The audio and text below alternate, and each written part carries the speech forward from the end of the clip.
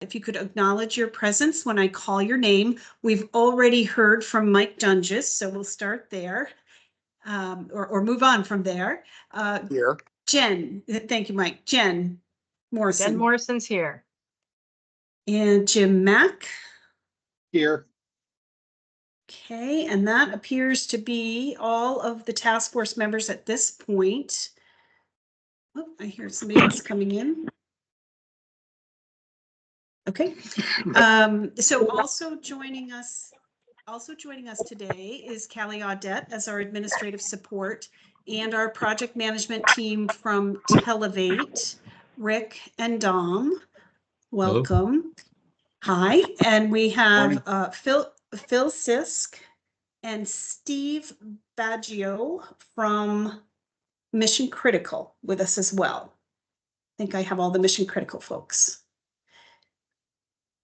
So several members of the public are also joining us. If you would please introduce yourself and any affiliation that you care to share when I call your name.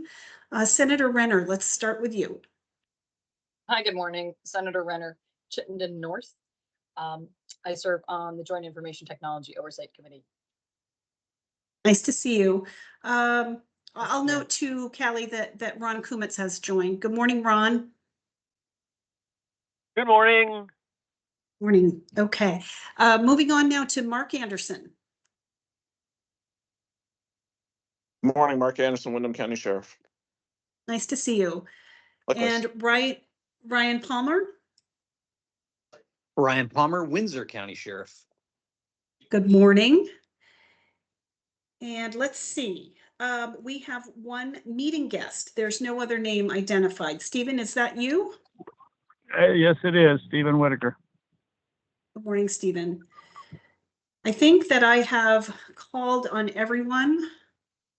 So we will move on to approval of the agenda. The agenda was distributed to task force members by email. It is also available on our webpage. Do task force members have any changes to the agenda for today? Okay. Hearing nothing, we'll consider the agenda approved, and we will move on to approval of the minutes. These would be the minutes from the June 5th meeting, regular meeting number 27. Are there any changes needed to these minutes?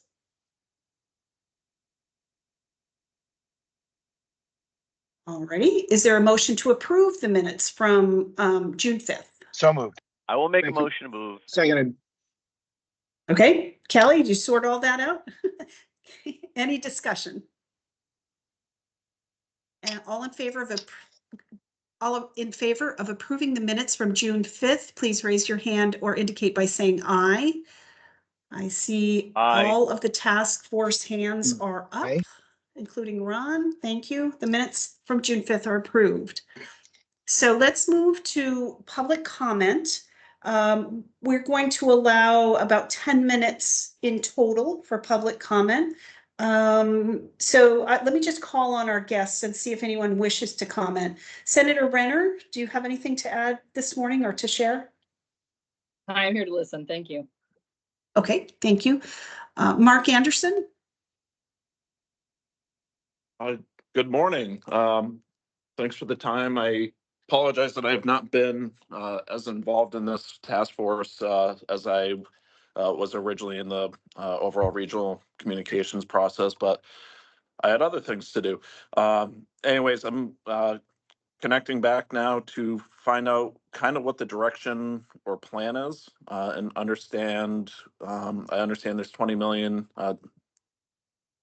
for the regionalized dispatching. I'm not sure if this is planning towards regional centers such as mine, or if it's the state taking it over, or if it's the state establishing infrastructure that regional centers such as mine would operate. And I just want to make sure that all factors are considered for what we're doing.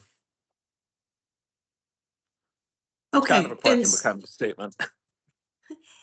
As you listen in today, if you still have questions at the end, feel free to reach out to me or Jen Morrison, and we can fill in any blanks that Great. might remain. Okay.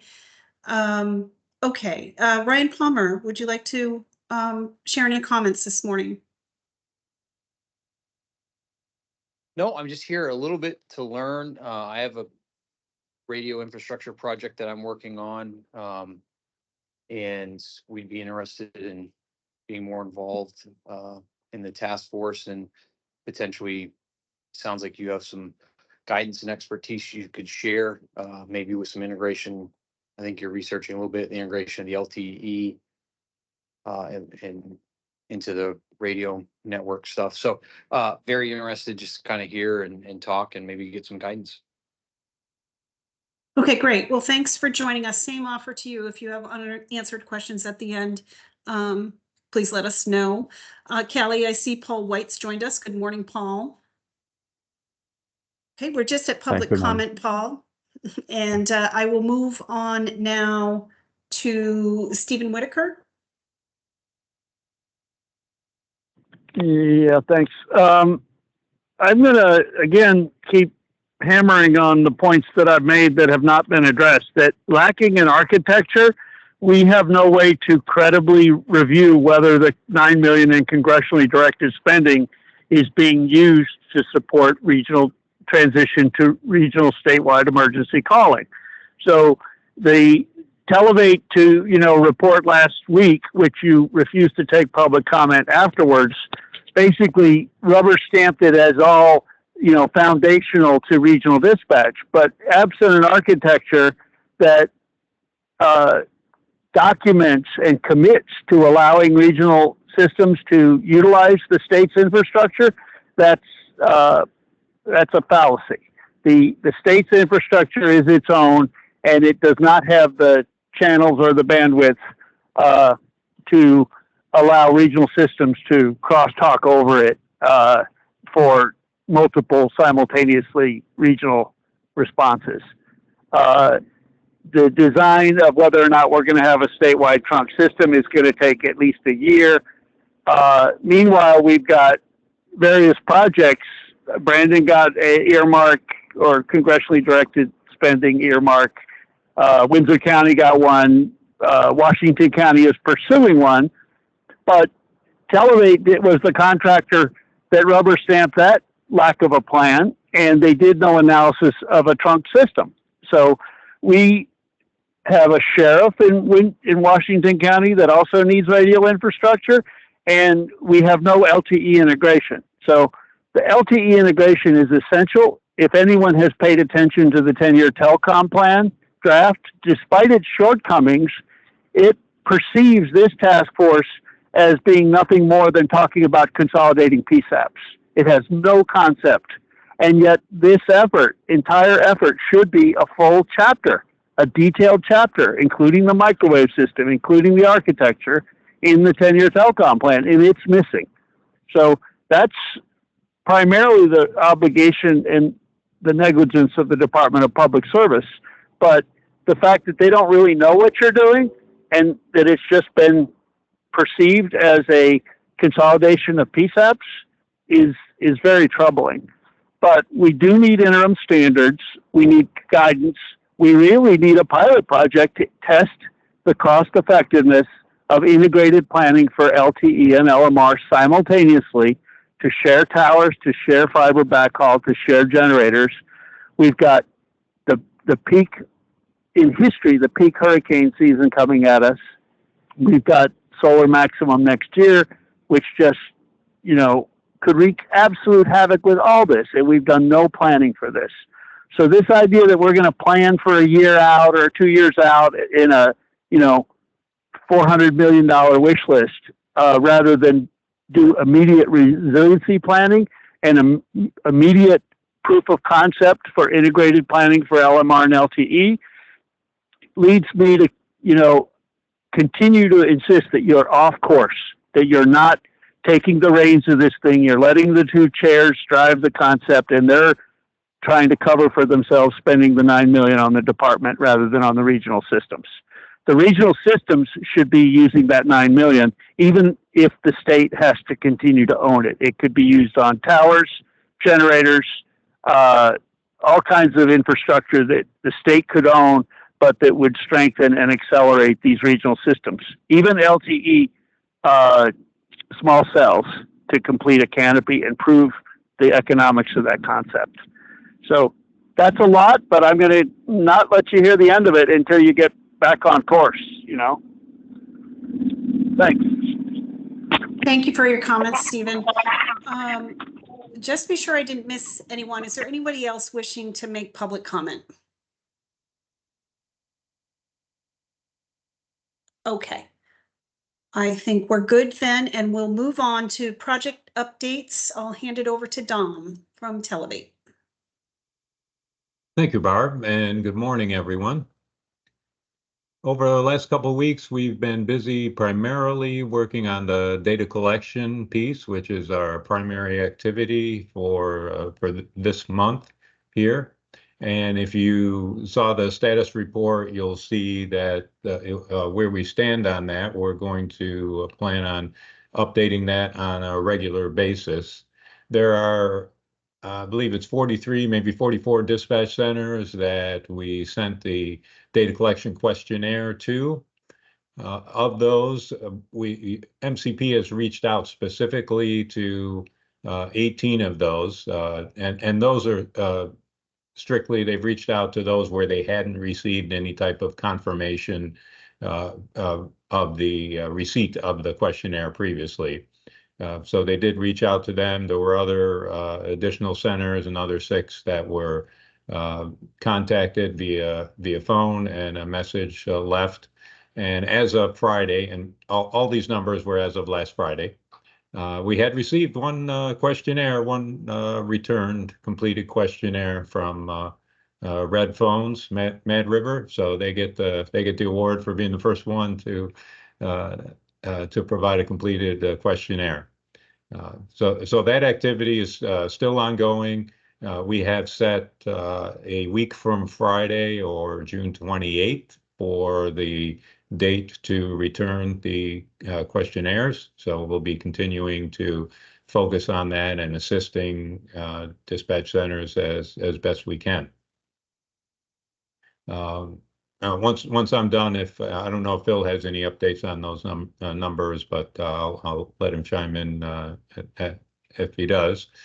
Also, we did provide our Televate's recommendations of the crop grants proposed projects last time we were together, and since then we have provided the recommendations specifically to DPS.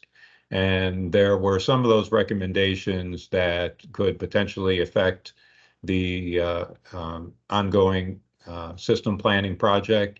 We specifically forwarded those to MCP as well, so that they can document the project's focus on dispatch improvements to see if they are potentially applicable statewide. And Rance and I have had those discussions. Also, we completed the June stakeholder update, and that was distributed.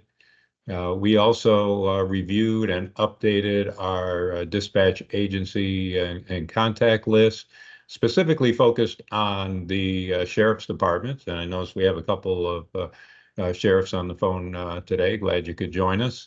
But we noticed in our dispatch center list that not all 14 sheriff's offices were listed as to how they were dispatched.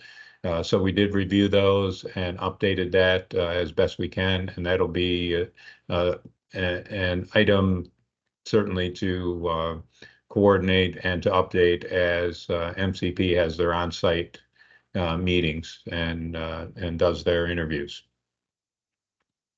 Speaking of that, that is an ongoing activity, that another activity MCP is focusing on, developing their schedule for the on-site meetings with the dispatch centers, and also on the wireless systems side. I did get a chance to speak with Scott Neal with MCP earlier this week. They are also putting together their plans and schedule for being on site and collecting infrastructure data regarding the wireless systems and facilities, et cetera. So things are going along to plan and remain on schedule. And so for next, for next time, we hope to have all our data questionnaires back and begin, the initial analysis and identifying of gaps in those areas. That's what I have. Thank you. Thank you, Dom. And did you want to pass it over to Phil? Do you have anything to add? No, I was just going to say the update that Dom, you received on Friday is the same update I received, so I have not gotten any additional information Okay. from Rand Okay. since Friday afternoon. Okay. Thanks. Okay. Rick Burke, anything to add? No, I'm good. Thank you. Okay. All right. Do task force members have any questions for Dom? Barb, I don't have any questions, but I think we should probably, if we have a 2-week gap, we should probably put a placeholder to check in on the survey returns to see where we are before we get into that July 1st week where nobody appears to be attentive. I would really like Yes. to see how much we can get back Agreed. before July 1st. So if we need to make some calls or whatever. So looking at the calendar, I'm thinking that means like on Monday, we need to have a pretty good sense of, Right. All right. of Yeah, how I many we're certainly- waiting on. I certainly agree. And Rance and I plan to touch base on Friday to see where we stand and get an update as well. Okay.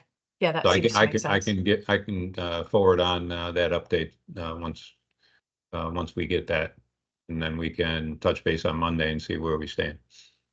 Sounds good. Thanks. And let us know if I need to make calls or if we need to make calls or, assist in any way. Certainly. Thank you. Okay. Excellent. Anything else from task force members? Hey, Senator Barb, White, can I do have you a, have two, wait, hang on a sec. Senator White, you have 2 people here, Yeah, Karen. It's been a great review. I was waiting for 20 minutes and Well, no one would let me in, so I Okay. rejoined. All right, So- Callie, can you kick out the one that does not have her face on it? Yeah, I'm not sure how to do that. I'll try. No, There she we did it. go. Callie did it. We're good. Yeah. You're covered. Okay. All right, Perfect. now Good it says morning. I've been removed from the meeting. No, ma'am, you're here. We can see your face You're and hear here. you, and we're Okay. delighted to see you. Okay, yeah, I apologize. I was waiting for 20 minutes to get let in. Oh, that's highly unusual. Okay. Okay, well, sorry. That's okay. All Sorry right, about that. carry on, Barb. Senator White, you did miss public comment. Did you want to add any comments for us this I morning? did. That's why, yeah. All righty. We will. So open do you it want me back to do up it now? For your comments, certainly. All right, so my name is Jeanette White, and I do apologize for not having been more involved in this all along. As ex-chair of government operations, dispatch has been important to me for the last 18 years. It's an issue that I've been working on.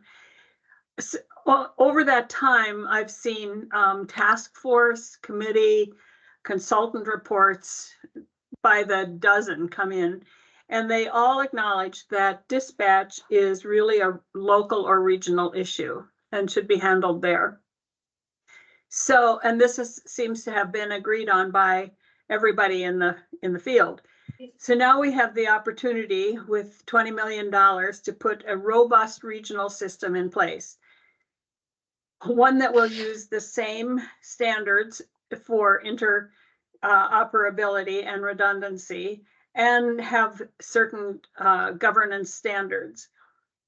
So 2 years ago, I believe everybody seemed to agree that that was where we were going. Yet we seem now to have taken a turn somewhere and abandoned that idea. And if I understand this right, it now looks like we are using the money to build out the state police dispatch system and capabilities. I have a lot of respect for state police and have worked with them on many issues over the last years. But this is a switch from where I thought we had all agreed to go. As far as I can tell, there is no mention of how this built-out system will support or even relate to regional systems and how it will impact them. It leaves no funding for those regional systems.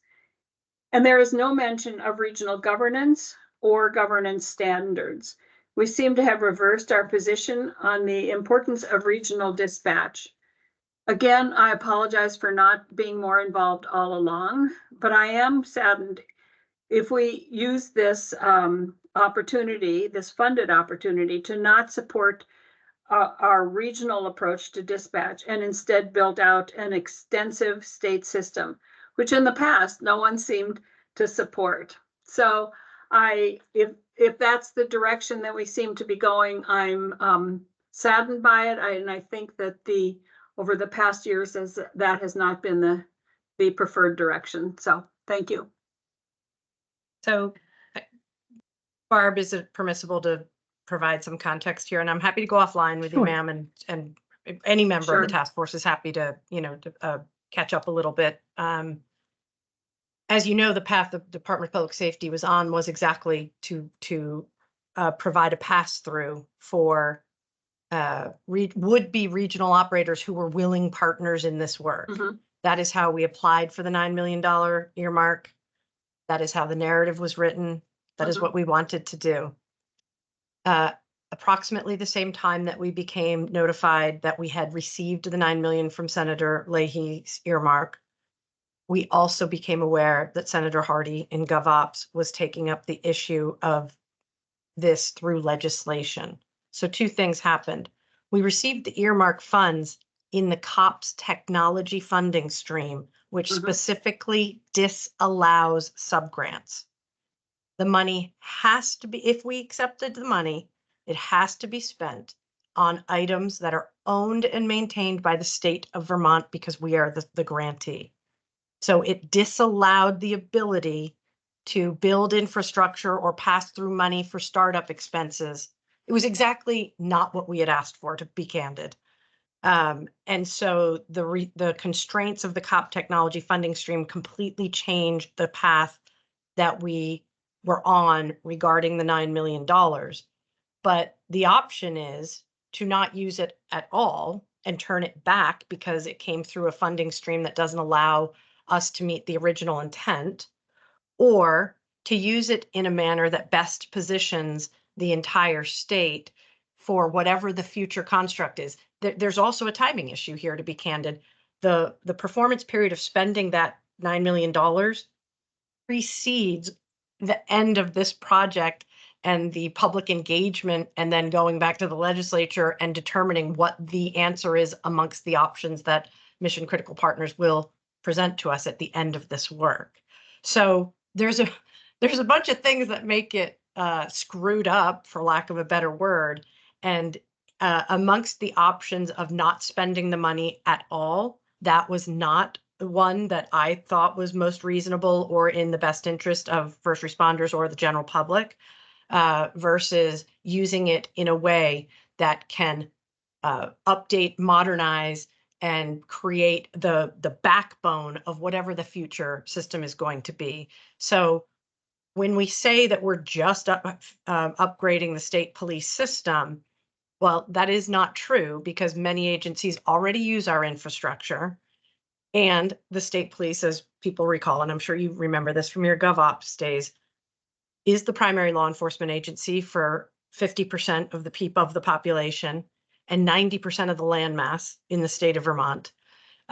So it really is a benefit to the entire state. And the upgrades that are proposed in the $9 million spend are to poise in whatever the future system is to be an easier on-ramp and to allow regional entities to use our assets as part of their failover or redundancy, whatever it is that the scheme is that we decide on, that we will have already modernized and upgraded, and it will create less of an expense in the final response. So that's the answer to the $9 million. The $11 million appropriation still remains. Obviously, we will have expenses related to consulting and building the list of options that we will then engage in the public feedback and listening and trying to determine with the assistance of the legislature what the plan will be. And we have made it very clear in both our RFP and in our work with mission critical partners that we expect a list of options, not one path forward at the end of this process, so that we can then work through that with the feedback we get. So I hope that helps a little bit. It's a very different place than we were 2 years ago when Mike Shirley initially wrote this grant. So if I might, Barbara? Yes, go ahead. Thank you, Commissioner. I do understand that. I've always been nervous about designing programs to meet funding requirements and letting the funding drive the options that we think are the best options. So I've always been a little bit nervous about that. And I would only hope that this build out, this $9 million infrastructure build out does not preclude real regional dispatch, which I believe is what most people thought was the best. All the reports that have come back say that that is where it is. And so I guess the regional dispatch people will just have to sit on their thumbs and wait until you figure out how you're going to do the 11 million and how that's going to impact regional dispatch systems. And meanwhile, they're trying to get themselves up and running, and there's no standards for them to assure redundancy and interoperability. And there's no governance standards that have been adopted. So I don't know when that comes as part of this plan and when that gets on the docket. It might be useful, Senator, for us to set up a meeting, for Jen and I to set up a meeting with you and kind of fill in some of these details that have been discussed all along. Jen did a really good summary there, but it would be maybe a better opportunity to answer some of your more specific questions. We can work on that. Sure, that would be great. Okay. I can, I assume, I don't know, is your email barbara.neal@vermont.gov? Yes, barbara.neal@vermont.gov. Yeah. Okay, I'll send you a note and then you'll get my email and we can do that. That sounds good. Okay. Thank you.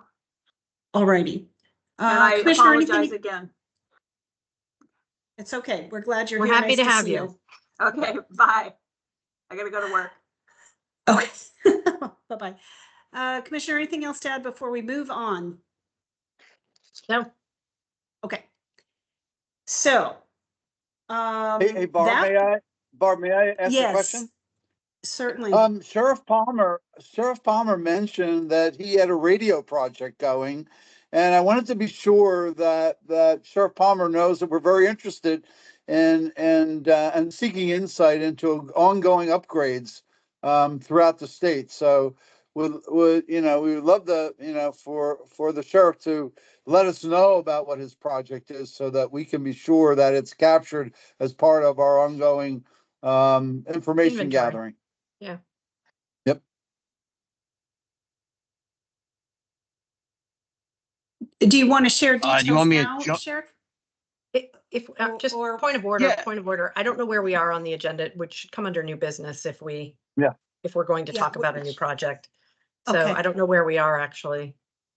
Yes. on the agenda. We had gone back to public comment. We were about to move on to new business, so Fair. we can do that now. And And see, only if the sheriff wants to, because like we're kind of putting him Right. on the spot. Putting him on the without spot, Necessarily prepping. Sorry about that, Sheriff. Yeah, no, that's all good. If you guys are ready for me to run my mouth for a little bit. yep, go right ahead. So I inherited an agency that was, from a technology standpoint, was kind of stuck in the past. And you know, I had guys making car stops with no radio signal, no telephone signal, nothing. And they were, there's no communication with dispatch whatsoever in some of our towns that we were spending a lot of time in. So I saw the emergency communication stuff as a real high priority, was able to get some congressionally directed spending from Senator Welch's office, a total 1.24 million. We came to that number based off a Motorola contractor. So where we are now is that that infrastructure, I'm finishing up the COPS grant, as the commissioner talked about. The COPS technology office is who's going to actually administer the money. So I've just finished up. It looks like we're going to, it's two parts. One is an infrastructure part of it, and then the other part is the like mobile radios, portable radios upgrade. But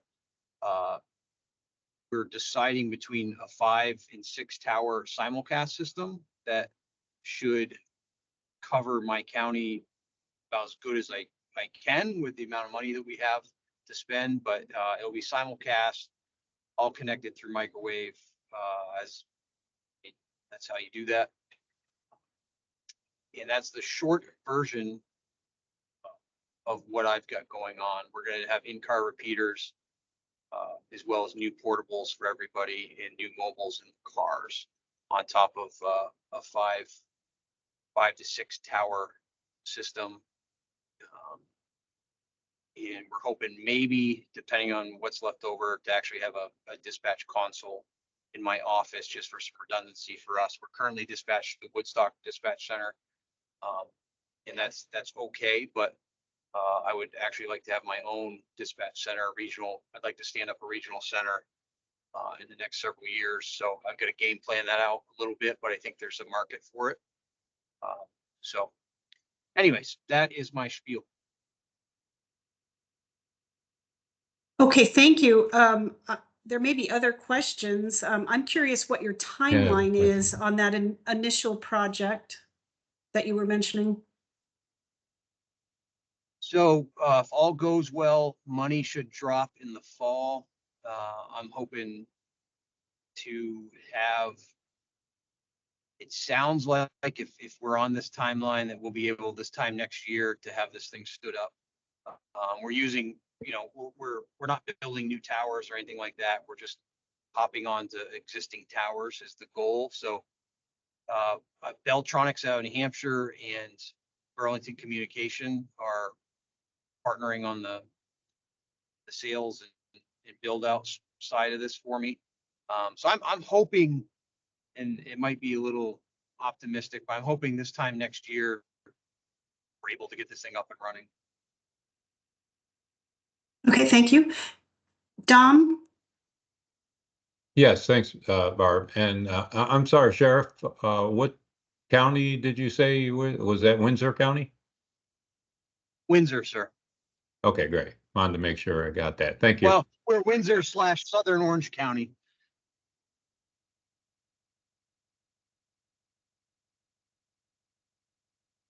Okay. Well, that's a lot of good information. Any other questions for the sheriff? Right. Is there any other new business for today?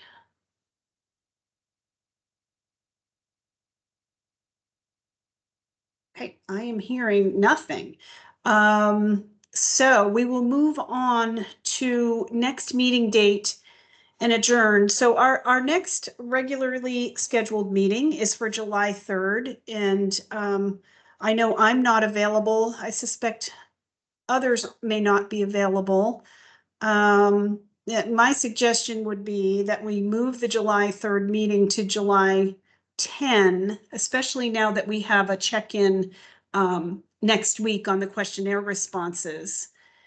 So what do task force members think of that idea? We could move it to July 10 and then start the every other week cadence from there, or reestablish that cadence. I think it's fine to move the regular meeting to there, but acknowledging that we might need a special meeting depending on how the survey responses and any information that we are or are not getting from the surveys come in. So I think we should just not go to sleep, Right. but I don't think it's prudent to schedule the meeting on July 3rd. Everybody agree? I see Mike Aye. nodding. I agree that July 3rd is not a good date. However, for just, not that you need to schedule around me, but for quorum purposes, I will not be able to attend on the 10th. Okay. Either option is fine with me. Okay, Either one works for Jim? me. okay, Either one works. Flexible as well. okay. Okay, then, I think we will then move the regular meeting to July 10, keeping in the back of our minds, we might need a special meeting somewhere in there. So Callie, could you rearrange the calendars and move the regular meeting to July 10 and then start that every other week cadence from there? I Yeah. can do that, yep. Okay. All right, Question, so- Barb, I assume we Yes. would adjust our biweekly status then to be compatible with that? Yes, So we've That would been make putting sense. out the status, we've been generating it the Friday before, meaning it gets distributed on the Monday before. So I assume we would adjust that schedule as well, correct? that would be great. That's doable, I assume. Certainly. Yep. Okay. Anything else on this? Okay, then. If there's nothing further, I believe we're done for today. Is there a motion to adjourn? I will make a Oh. motion to adjourn. I will second. Seconded. Thank you, Ron. Thank you, Mike. Okay, all in favor of adjourning, please raise your hand or indicate by saying aye. I Aye. see. Thank you, Ron. The only hand I didn't see go up was Mike, who. All right. Unverified It's- Mike. Oh, no, Unverified wait, he's Mike. Mike Dunn just I now. switched to being verified. Oh, okay. It's unanimous then. We are adjourned. Enjoy the warm weather. Happy 4th of July. I imagine we'll talk to everybody along the way, but thanks, everyone. We'll talk to you soon. Thank you all. Thank you. Thank you, everyone. Bye-bye. Thanks.